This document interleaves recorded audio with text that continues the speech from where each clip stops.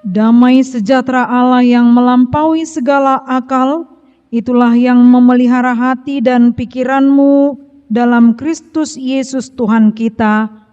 Amin. Bapak Ibu Jemaat yang dikasihi Tuhan, firman Tuhan bagi kita pada Paskah ini tertulis dalam Injil Yohanes pasal 20 ayat 1 sampai dengan ayat yang ke-10. Saya akan membacakan untuk kita semua. Pada hari pertama minggu itu, pagi-pagi benar ketika hari masih gelap, pergilah Maria Magdalena ke kubur itu, dan ia melihat bahwa batu telah diambil dari kubur. Ia berlari-lari mendapatkan Simon Petrus dan murid yang lain yang dikasihi Yesus, dan berkata kepada mereka, "Tuhan telah diambil orang dari kuburnya, dan kami tidak tahu di mana ia diletakkan." Maka berangkatlah Petrus dan murid yang lain itu ke kubur. Keduanya berlari bersama-sama, tetapi murid yang lain itu berlari lebih cepat daripada Petrus, sehingga lebih dahulu sampai di kubur. Ia menjenguk ke dalam dan melihat kain kapan terletak di tanah, akan tetapi ia tidak masuk ke dalam. Maka datanglah Simon Petrus juga menyusul dia, dan masuk ke dalam kubur itu. Ia melihat kain kapan terletak di tanah, sedang kain peluh yang tadinya ada di kepala Yesus tidak terletak dekat kain kapan itu, tetapi agak di samping, di tempat yang lain, dan sudah tergulung. Maka masuklah juga murid yang lain yang lebih dahulu sampai di kubur itu, dan ia melihatnya dan percaya. Sebab selama itu mereka belum mengerti isi kitab suci yang mengatakan bahwa ia harus bangkit dari antara orang mati. Lalu pulanglah kedua murid itu ke rumah. Demikian firman Tuhan. Bapak Ibu jemaat yang dikasihi Tuhan, kami dari keluarga T. Banjarnahor, Pendeta Ririn Boru Sinurat, beserta dengan Parhalado dan keluarga menyampaikan kepada kita selamat Paskah. Molohudok selamat Paskah, alusammu nama Kristus bangkit soraklah. Ngahafal be? Anon, hudok anon selamat Paskah, aduh nak kini. Alana nadohok buah-buah hijau pasti komodo odok doon. Pelagi aunuaing, tuan ini nomor jam itu agak bisa ngonon belang otik. Coba dah, tu kita sudah dah, asal unang mondo odok pinomat. Selamat Paskah. Terima kasih Amang Inang untuk responnya. Setidaknya ada yang kita bawa untuk pembuka dari khotbah kita pada saat ini. Kalau berbicara tentang Paskah, sebenarnya ini adalah pesta sentral bagi orang Kristen. Kalau dikatakan sentral artinya ini jantungnya perayaan orang Kristen. Kalau tidak ada jantung pada manusia biasanya mati. Kalau tidak ada iman yang mempercayai tentang kabar keselamatan yaitu Paskah, maka kita belum sampai kepada iman orang Kristen yang sesungguhnya. Jadi harus sampai memaknai Paskah. Bukan berarti kalau saya katakan ini sentral, lantas untuk perayaan yang lain itu tidak berarti, bukan demikian. Tapi disinilah pada kenyataannya untuk menghancurkan pola pikir manusia zaman dulu dan orang-orang di luar dari agama kita, bahkan orang-orang Kristen yang hanya memahami teori tentang Kristus itu hanya sampai pada kematiannya saja. Tapi bagi orang yang percaya, dia yakin kematian atau maut sudah dikalahkan Kristus. Ini kabar baik, ini kabar gembira yang patut untuk diberitakan. Sehingga kalau kita ambil contoh yang lebih minimnya lah dulu, Amang Inang. Kalau misalnya ada tiba-tiba dari antara kita yang anaknya lulus, misalnya lulus ke polisi atau tentara atau aparat yang lain, kira-kira ada nggak ide kita mau menyampaikan ke orang lain? Pasti ada kan? Bukan karena mau sombong, tapi mau menyatakan Mau lihat ya Tuhan, saya bangga dengan anak saya. Itu masih kelulusan sebagai seorang polisi atau tentara. Ada lagi orang yang mungkin anaknya jadi dokter, bidan, penguasa manang pengusaha. Agak mahal dong. Mau penguasa ada unsurnya negatif. Pengusaha sukses pasti kita akan memberitakan. Apalagi kalau misalnya sa may non tupak kobasion di nganan nasing. Kalau nanti pindah dari Gunung Tua ini, terus datang jemaat yang saya datangin ini mengatakan, aku pernah nang gereja di Gunung Tua, ada keluarga kami di situ. Indah kan? Coba keluarganya itu panakko. Olo do pabuahon. Pasti dah ngolo. Alai molo sanga halak na sukses, songoni masonang nate pabuahon. Keluarga kaminya itu. Itu loh yang sintua itu. Inat tong kan ala burju memang situai. Burju tahe situat ta. Mas ragu kamu. Arang jukat. Nah dong dah. Burju tahe. Ido kan burju. Bahasa ragu tong. Burju tahe. Hira pak sana teh. Jadi memang ada yang patut kita beritakan. Kalau ada kabar yang menarik dan gembira untuk orang-orang di sekeliling kita. Inilah yang lebih menggembirakan lagi. Ketika kita tahu Tuhan kita itu bukan Tuhan yang mati saja, tapi Dia mengalahkan maut. Ini hal yang luar biasa. Ini yang patut untuk kita sampaikan ke banyak orang. Ini yang patut untuk diberitakan kepada orang lain. Dan bukan hanya sebatas dari pamangan, dari mulut, tapi harus dari gerakan tubuh. Bagaimana identitas orang-orang yang bisa menyaksikan bahwa Kristus itu bangkit. Memang kita tidak bisa menyaksikan secara langsung. Los laupe tu Yerusalem, saya yakin itu hanya karena kerinduan saja menikmati perjalanan Yesus. Pada hakikatnya, dan ada hubungan na Tuhan persiaun sata beda dia karena olo tu Yerusalem dalam artian bukan berarti kalau tidak melihat lantas kita tidak percaya. Dan si Thomas behita teh bukan Thomas yang baru, tapi kita adalah pemberita yang baru yang percaya walaupun saya tidak melihatnya karena saya mengimani Tuhan saya sanggup untuk mengalahkan maut. Jadi persoalan-persoalan kecil, persoalan-persoalan yang sebenarnya kita sendiri yang buat, itu bisa dikalahkan oleh Kristus. Kalau kita percaya Dia itu maha kuasa. Apa yang terjadi dalam nas ini, Amanginang, remaja dan Noposopulung. Dalam nas ini tepat sekali sebenarnya khotbah ini adalah peristiwa buah-buah hijau. Tapi nas kita saat ini justru di Paskah satunya diambil dari peristiwa buah-buah hijau. Arong nakin nasoro buah-buah hijau. Bertobatlah. Molo tarpudom nang pola mahuate. Artinya dia masih bangun kan gitu. Alai molo sangat tarpudom nang dungo be bahaya deh. Jadi boy mahita makalason pesta Paskah di Bagasan Tikion. Inilah kabar baik yang kita bawa. Lihat ada yang unik. Amang Inang, di khotbah hari Jumat kemarin saya katakan bahwa perempuan banyak andil dalam kebangkitan Yesus. Makanya biasanya kalau hari Paskah itu perempuan ini sangat betul-betul tahu apa yang harus dia lakukan sebagai perempuan. Dia pemberita pertama yang harus menyampaikan kabar baik kemana saja. Bukan mau mengabarkan hoax, kabar buruk, tapi dia adalah pengucap yang pertama sekali untuk kebenaran firman Tuhan. Jadi harus berani, ini dia. Kita perhatikan apa yang terjadi dalam nas ini.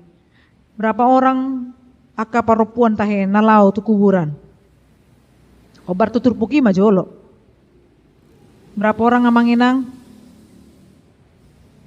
Nasuma bebibil lo Alkitab. Berapa orang yang pergi ke kuburan di dalam Yohanes tadi itu aja? 3 hal teh. Dia doh. Ya ada yang udah buat kayak gini satu, tapi mereng satunya kayak gini karena takut dia sadar narohana kan. Satu yang tertulis di situ, nggak usah takut, memang satu kok. Pergilah Maria Magdalena ke kubur itu. Jadi lagi-lagi saya sampaikan, kalau mau membaca tentang kronologi perjalanan Yesus, lebih enak dia membaca Markus. Bukan mau mengatakan Injil yang lain itu tidak bagus ya. Jadi mari kita buka sekilas dulu Markus 16. Tadi ini khotbahnya anak sekolah minggu. Markus 16. Piga halak dotahe ayat seda. Rak maju hitam aja bahasa Indonesia. Kalau sudah Markus 16 ayat 1, mari kita sama-sama baca dua. Iya. Setelah lewat hari Sabat, Maria Magdalena dan Maria ibu Yakobus serta Salome membeli rempah-rempah untuk pergi ke kubur dan meminyaki Yesus. Jadi ada berapa? Ada 3. Yang pertama Maria Magdalena, Maria ibu Yakobus, kemudian si Salome. Siapapun itu yang pastinya 3 ini adalah perempuan. Jadi perempuan yang memberitakan kabar baik. Jadi sangat senang seharusnya perempuan ya. Tapi pada kenyataannya, yang manakah yang lebih sering untuk berkata bohong, laki-laki atau perempuan? Erap juga kita mengalusi. Yang mana lebih sering untuk menyebarkan kabar buruk ataupun hoax ataupun yang menjelek-jelekkan, perempuan atau laki-laki? Iya, yang biasanya kalau laki-laki ditanya perempuan, inna. Kalau perempuan ditanya laki-laki, inna. Siapapun itu, saya mau mengingatkan, hati-hati untuk kita perempuan, setidaknya kita yang terlebih dahulu mempunyai rem atau kontrol di dalam mulut kita, hati kita, pikiran kita, karena jangan sampai reputasi perempuan sewaktu hari kebangkitan ini turun karena itu. Jadi kita harus menjaga mulut kita, menjaga untuk tetap menjaga apa yang patut kita lakukan atau katakan. Mari menyebarkan kabar baik. Setelah Maria Magdalena pergi, Maria ibu Yakobus dan juga Salome, jam 3 tahe. Gak dikatakan jam berapa ya, tapi dikatakan pagi-pagi benar. Kenapa harus pagi-pagi benar? Ternyata ini punya alasan. Sewaktu Yesus itu ditangkap dan sampai Yesus itu disalibkan bahkan mati, ternyata setelah dikuburkan, murid-muridnya melanglang buana ketakutan kemana-mana bersembunyi. Kalau kita lihat film Tuhan Yesus ya, banyak yang mengintip di mana-mana. Mereka takut kalau ini pengikutnya nanti jadi ikut disalibkan. Tadinya 3 bisa jadi 12, jadi 12 ke 16, ke 16 ke 20. Karena apa? Karena ini pengikut-pengikutnya. Lantas mereka pun melanglang buana kemana-mana bersembunyi. Tetapi pengecualiannya 3 orang perempuan itu pergi ke kubur Yesus pagi-pagi benar. Karena apa? Karena memang sebenarnya salah satu adalah untuk menjaga dirinya. Jangan-jangan nanti ada yang meneror mereka. Tapi saya yakin sebenarnya ini bukan sebatas karena itu.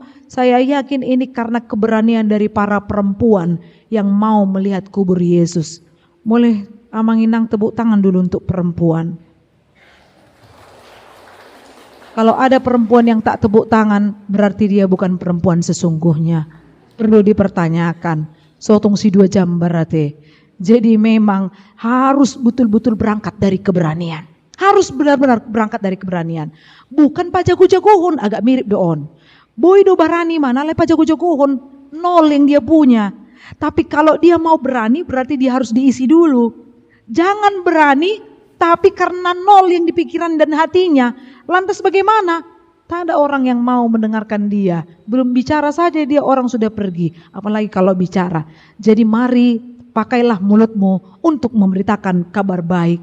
Kemudian mendengar, melihat hal itu. Batu telah diambil dari kubur. Ia berlari. Siapa yang dijumpainya pertama kali? Simon Petrus. Allah sian nurul komandokon Simon Petrus. Gua ini bapakku Simon. Simon Petrus dan murid yang lain yang dikasihi Yesus dan berkata kepada mereka, Tuhan telah diambil orang dan kuburnya kami dari kuburnya dan kami nggak tahu di mana diletakkan. Baik kamu majolo baru dope disuan opung tai HP marsukok ne jarang di si. Mereka tidak kamu, mereka tidak. Berarti ada kemungkinan 2. Yang pertama melebihi Superman, yang kedua karena ada yang menanam emas di dalam kuburnya, jadi dicuri orang, ya kan? Tuhita akana marujung ngolu aka keluarga ta, kalau ada jasnya yang baru jangan itu dipakaikan ya, sayang, lebih bagus dikasih sama orang yang lebih layak untuk memakai, ya kan? Memang lomot-lomot tadi memang alai termar pikir mahita marguna duit naeng mau rubain tu batangna, berguna nggak itu kalau ku bikin ke kuburannya? Atau ada orang yang mungkin membuat emasnya langsung masuk ke peti, karena apa? Ini peninggalan, ini tong kan HP hala diboto hala adong emas di bagasan marsuku nai tor dibongkar matong kuburan na ala dipamasuk emas tu bagasan kuburan ni so tung songoni hitate do alkitab peta pamasuk adong no kejadian nai kan, atau nasal bulu tahi di pikiran ni hala atong molo di videoi seolah-olah tas yang dilarang untuk dimasukkan ke dalam peti, rupanya karena ada rokok yang masuk ke dalam tas. Jangan salah hanya karena melihat video kemudian menyebarkan luaskan kepada orang lain padahal dia nggak tahu apa-apa. Tapa manat. Maria Magdalena karena dia melihat makanya dia memberitakan. Sebenarnya bukan penting sekali TKP itu, tidak penting. Tapi dia mau mengasih tahu kalau kubur kosong itu bahwa melihat hanya ada kain kafan di situ. Hanya ada kain kafan. Kalaupun mau dicuri Tuhan Yesus, secara logikanya nggak mungkin dibuka dulu kain kafannya baru ditako. Ya kan nggak masuk akal kan? Tarhonabe ya non kabotoan kan? Kalaupun mau dicuri Tuhan Yesus nggak mungkin semua yang ikut sorbannya itu di kepala dilipat, digulung dengan bagus. Itu tidak mungkin, pasti itu berserak. Tapi inilah bukti bahwa dari Maria Magdalena, Maria ibu Yakobus, Salome, dan sampailah berita ini ke Simon Petrus, dan Simon Petrus pun memberitakan kepada yang lain supaya mereka itu bersama-sama melihat ke TKP. Lihat cara mereka merespon berita itu, pasti berbeda-beda. Kita juga yang hadir di tempat ini pasti meresponnya dengan berbeda-beda. Bagaimana kita mendengarkan firman Tuhan, walaupun dibolang tuson, tapi belum tentu ini semuanya sama cara melakukan firman Tuhan itu. Atau bagaimana untuk menyebarkan kabar baik itu.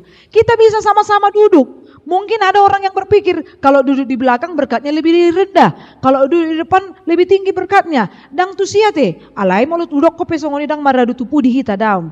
Tapi kita mau katakan bagaimana kecekatan kita mendengar, melihat, dan hati kita menerima.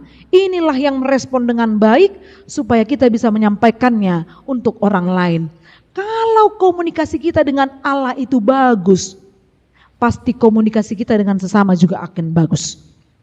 Tapi kalau komunikasi dengan orang lain tidak bagus dan orang tidak suka dengan cara dia, maka itu sudah terbukti kalau dia hubungannya dengan Allahnya sedang tidak baik-baik saja. Kita nama botosa. Apakah saya di lingkungan saya diterima orang lain atau saya sering dimusuhi? Apakah kalau saya pergi ke pengumuman marga orang mau menerima saya dengan apa yang ada pada saya? Atau saya dibenci karena banyak sekali keburukan saya. Jadi penerimaan itu menjadi interaksi komunikasi membuktikan tohodo hita pengikut Kristus atau hanya sebatas Kristen identitas atau Kristen KTP. Mari evaluasi dirimu. Ketika kita melihat dalam nas ini ada yang merlujung, ada yang lari, ada yang lebih cepat. Yang manakah kondisi kita? Hanya kepo? Nah ini dia yang paling parah ya. Hanya sekedar kepo kah? Atau ada orang yang betul-betul pengen melihat bahwa Yesus itu bangkit? Atau karena dia ingin memberitakan kepada orang lain? Ini masing-masing banyak tipenya. Adong do di boto kamu berita kan? Yang pasangan hampir suami istri, Marbun ini, yang kecelakaan beberapa bulan yang lalu, persiap tardoon. Ada ya yang kecelakaan jadi besoknya mau menikah.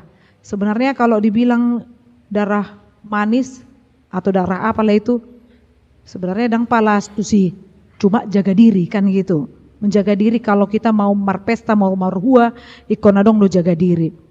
Tapi ada sesuatu yang unik yang saya lihat di situ. Biasanya kalau mau cari berita gampang sekali di medsos ini. Kali ini kita bingung, kok bisa ya nggak ada terlihat di video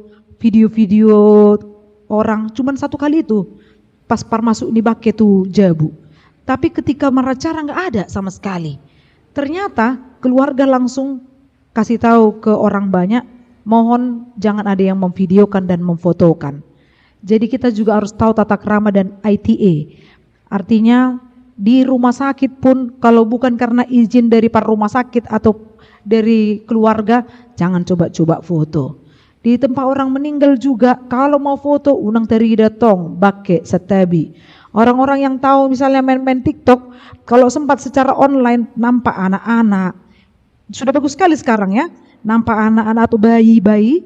Kemudian ada yang pakai mayat, kemudian ada orang yang merokok, ini pasti langsung kena pelanggaran, kena banet katanya. Jadi bagus sekali sebenarnya tentang etika-etika itu. Artinya di mana? Ya kita juga harus tahu tentang itu, jangan mentok ala di gunung tua, itap di gunung tua mahu boto, tidak bisa hanya seperti itu. Kita harus mencerdaskan diri kita melalui kabar-kabar yang baik tentunya. Jadi mana yang paling penting untuk saya lakukan harus tahu. Mana yang prioritas harus tahu saya lakukan. Karena apa? Karena firman Tuhan juga mengajak kita untuk menjadi orang yang cerdas. Cerdas dalam arti apa? Pikiran yang mati itu sekarang dibangkitkan.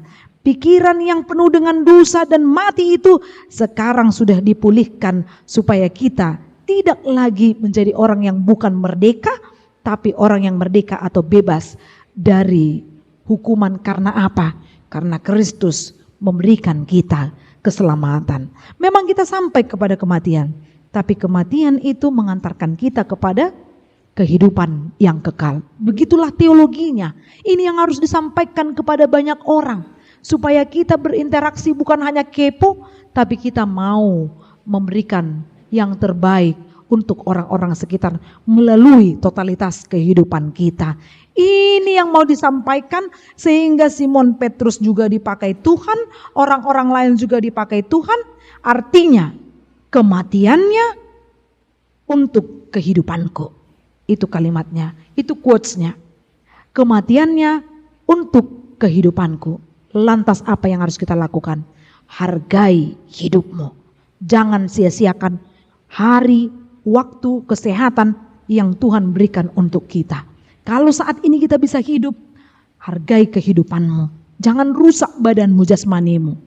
Molo nga di boto isarana tibo kolesterolnya, masuk ma arisan na arisan, unang atong dialangi. Dengi, boy dialang, boy molo di paluas dokter boy dialang. Molo nga di boto ikon oromon, jagalah, kontrollah diri. Kalau mau cepat mati, makanlah kan idun wae. Jadi rohani juga seperti itu. Mau hidup rohanimu terus menerus semangat, mari tetap jaga stamina rohanimu. Dengan apa? Mengisinya melalui datang ke pertanyaan lingkungan. Adong nasoya dope pertanyaan lingkungan. Mertuju majo. Nasoya tu pertanyaan lingkungan ro.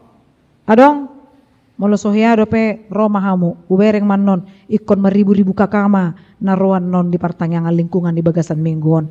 Jangan sampai besok lagi dia meninggal. Sahilipe dangarong hea pertanyaan di bagasat tahun 2025. So tungda iko do ita jala gejang mau murtas sehat ita sudi. Amin.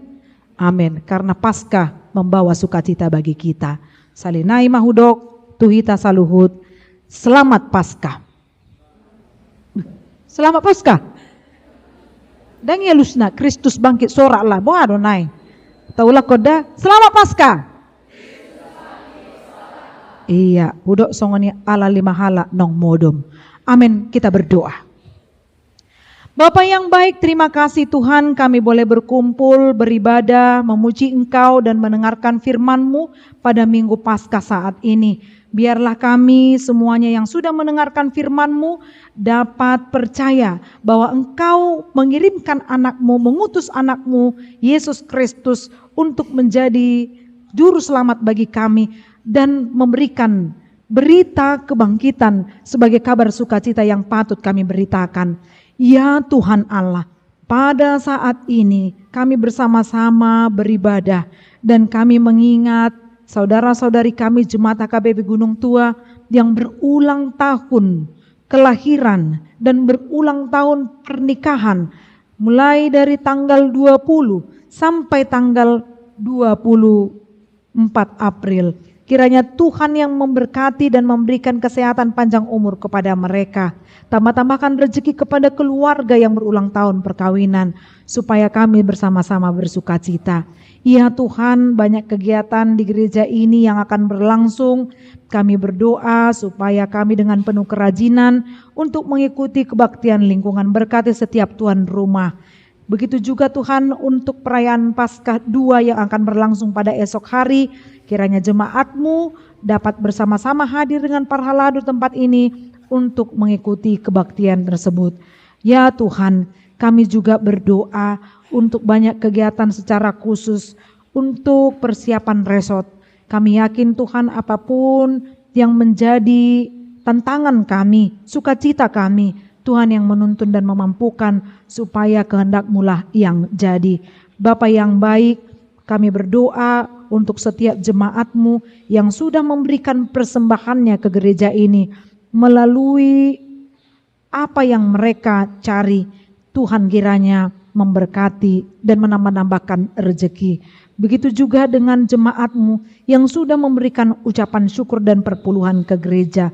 Tambahkan berkat kepada mereka Tuhan, dan kiranya Tuhan memberikan kesehatan.